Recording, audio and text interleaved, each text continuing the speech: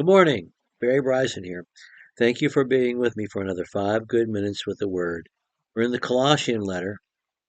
When we were together last time, excuse me, we were together last time, uh, Paul said, if you've been raised with Christ, then seek the things that are above, because your life is hidden with Christ in God. And there's a therefore, because our life is hidden with Christ in God, and because we're seeking things above, there is a therefore. And this section goes from chapter 3, verse 5 to chapter 3, verse 17. And there really is a break between chapter 3:17 and chapter 3:18, because in chapter 3:18 he gets down to practical instructions and gives his house to found, his house orders, the way he does in Ephesians and the way Peter does in First Peter 3.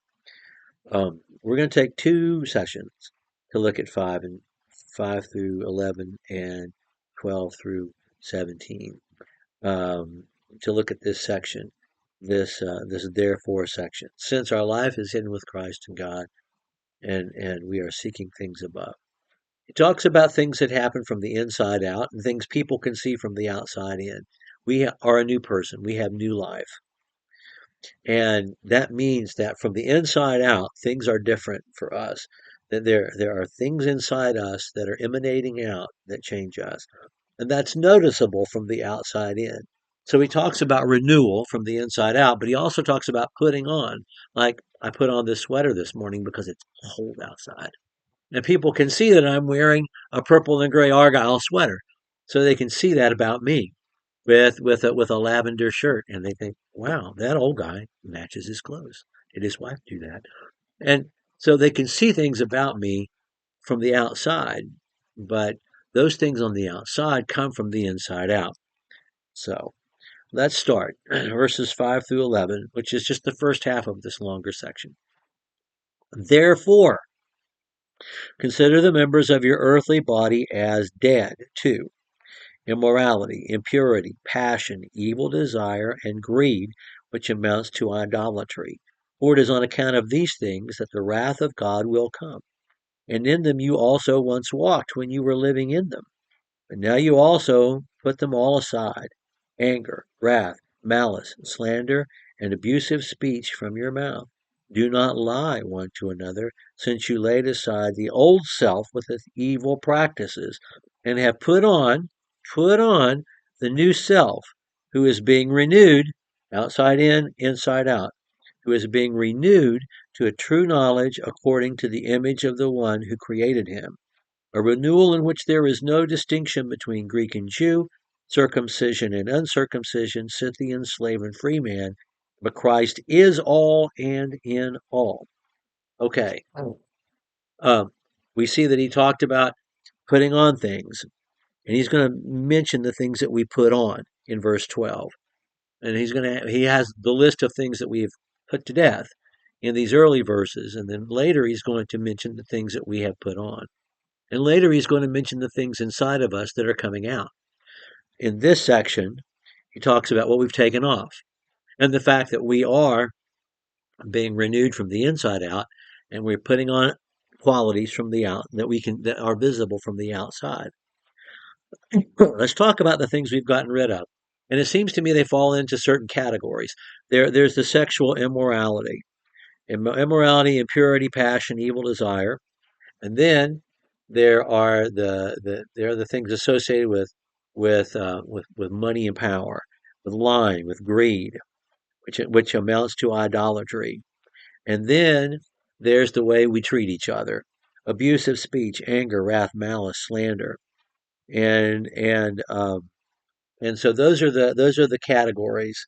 And he really tries to give a catalog of the ways we express sin in these three categories. There's the sexual immorality, there's the greed of wanting more and the lying to get what you want, and then there's just the violence of anger and malice towards each other.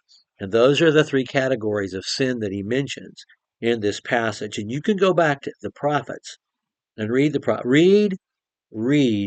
book of Amos. Mel Hurley is, while I'm recording these things, teaching Amos on Wednesday nights.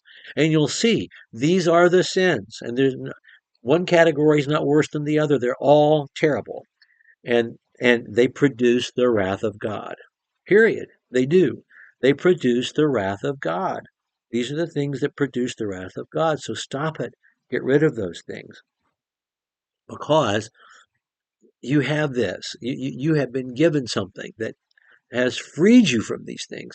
You have something from the inside out and something from the outside that is visible from the outside. We have a renewal according to the image of the one who created us. True knowledge, being renewed to a true knowledge according to the image of the one who created us. Knowing Jesus helps us to be renewed from the inside out.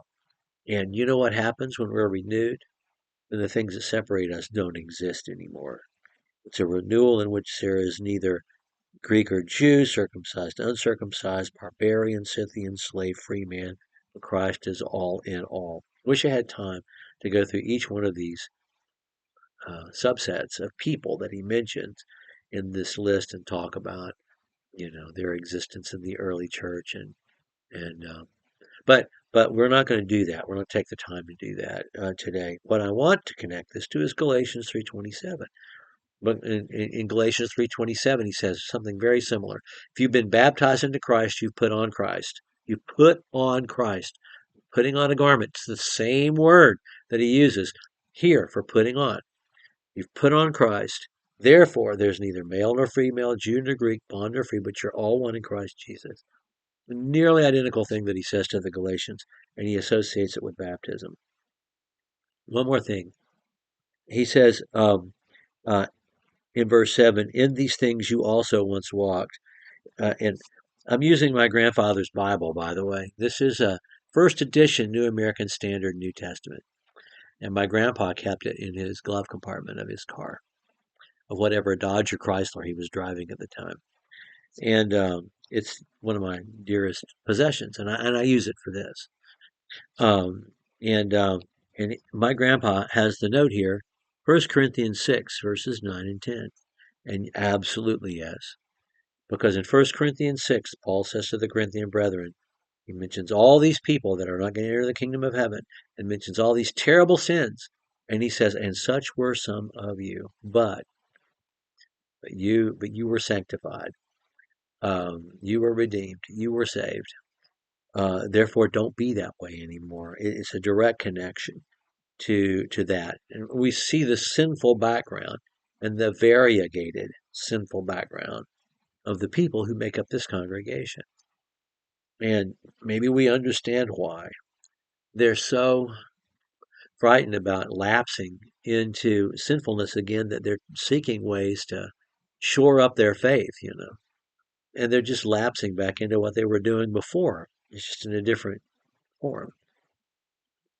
No, we just put on the new self, and we're renewed from the inside out by gaining true knowledge of the one who created us. Okay, he's going to really dig into what is inside us coming out and what we can see from the outside looking in the next verses. We'll look at 12 through 17 next time. Thank you for joining me for another 5 good minutes with the Word.